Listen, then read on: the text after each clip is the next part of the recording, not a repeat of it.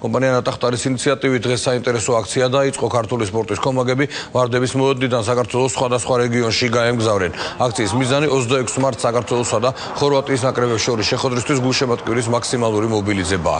ქართული სპორტის კომაგები პრაქტიკულად ყველა რეგიონში ჩავლენ და ფეხბურთის აქტიურ გულშემატკივარს მომავალ შეხვედრაზე დასწრებისკენ მოუწოდებენ. დღეს აქციის მონაწილეები დასავლეთში გორსა და ბათუმს ესტუმრენ. ქვეყნის აღმოსავლეთ რეგიონში კი აქცია ბოლნისსა და მარნეულში გაიმართა. არა, ოდნავ არის რაღაცები როგორ.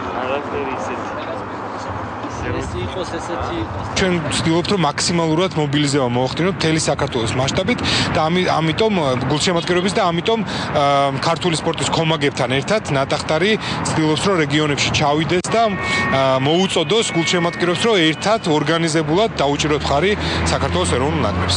შეუძლია ნებისმიერ სურვილს შემოგვიერთდეს, ჩვენთან ერთად მოვიდეს, იქნება ეს დიდი ქალაქები ყველა დასავლეთ და აღმოსავლეთის და მათთან ერთად შევჯერდეთ და იქნება ასევე უფასო ავტობუსები რეგიონებიდან, ასევე მათ ყველა ჩამოსულ კომაგს გადაეცემა ჩვენი კომაგის მაისური ასოლიუტურად უსასყიდლოდ.